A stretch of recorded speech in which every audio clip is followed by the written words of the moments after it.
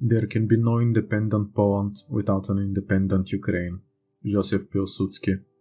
In this alternative scenario, Poland is very serious about the Międzymorze idea, which translates to between the seas, or Intermarium.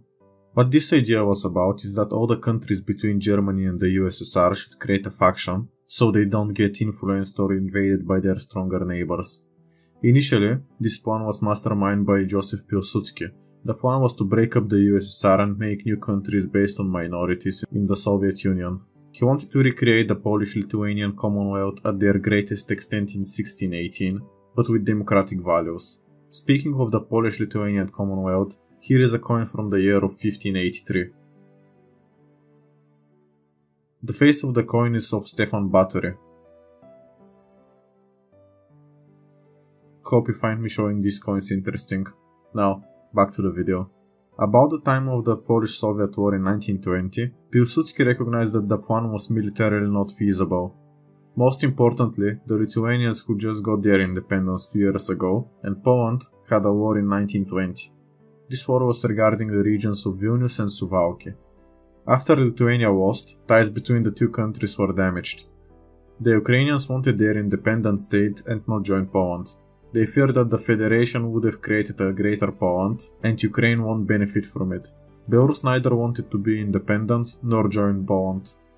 After that plan failed, Pilsudski next contemplated a federation or alliance with the Baltics and the Balkan states. This map shows all the countries initially included in the idea.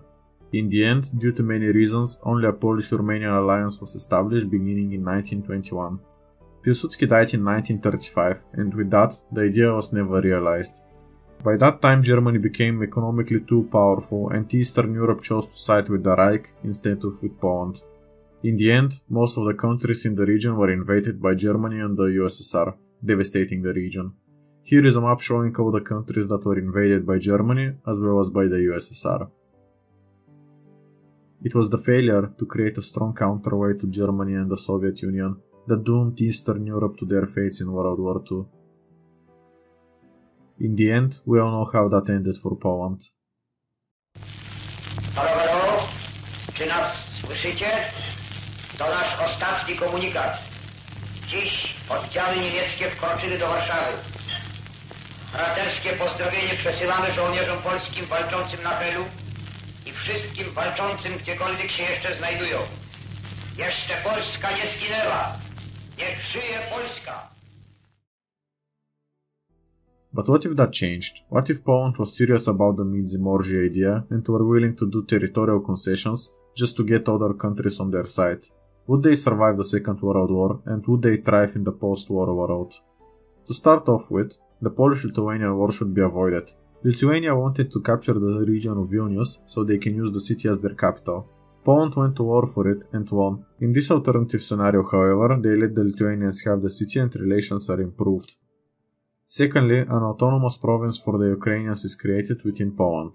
The official language would be Ukrainian, although Polish would be used massively. The ruler would be Yevhen Petrushevich. He used to be the president of West Ukraine People's Republic before being conquered by Poland. The population would be under just 7.5 million, while the currency would remain the same as this in Poland.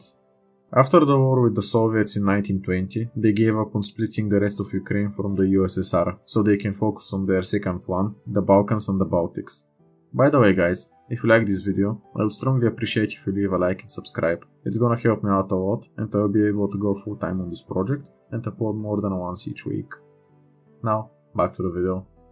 Czechoslovakia and Romania would join the Polish alliance in 1921, with Yugoslavia joining in 1925. Hungary is the most difficult member to convince to join, since their relations with the Romanians are at an all-time low. To appease the Hungarians, they get a lot of autonomy within the faction and are allowed to remilitarize. Finally, in 1930, Poland is economically viable and the rest of the Baltics join. This alliance is supported by France militarily and economically. In early 1938, Germany annexes Austria, which is opposed by the Międzymorze faction and initially by Italy. Hitler wanted to unite all the German speakers under one country. The nations of Poland, Czechoslovakia, Lithuania and Yugoslavia had a lot of German minorities on their border, so they opposed Hitler the most. Germany tried to annex the Sudetenland from Czechoslovakia. Hitler hoped that the faction wouldn't stand up for the Czechoslovaks, since the faction wasn't tested yet if all the members would support each other in a real war. To his surprise, however, the faction didn't budge and threatened with war, so Hitler backed down. Instead, he went and annexed other independent nations like Denmark and the Netherlands. The British and the French tried with the appeasement strategy, to give the Germans all they had ever wanted, so they would stop their expansions and peace will be established in Europe. However, that ended up not being the case. The Second World War would start in mid-1938, with the Germans invading the Sudetenlands from Czechoslovakia.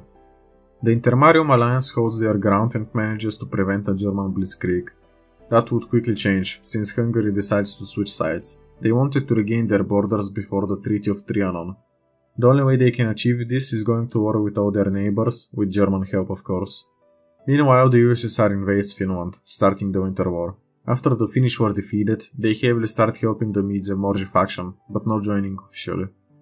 France and the UK rushed to help their allies, crushing the Germans who had focused over 90% of their military strength on the Intermarium faction. After 6 months of fighting, the Rhine was taken, and the Nazi regime became increasingly unpopular by the people. Not so long after that, Hitler was overthrown and new government proposed a peace treaty with the Intermarium faction. Here is the peace treaty put on Germany.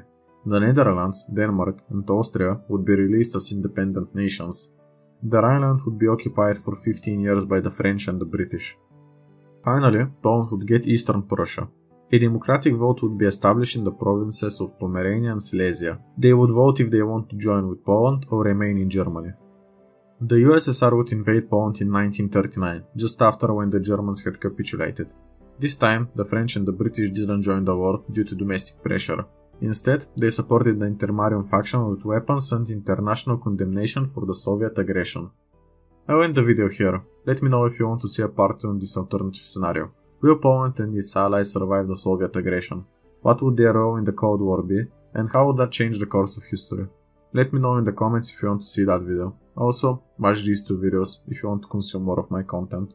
For now, I end it here. Thank you for watching and have a nice day.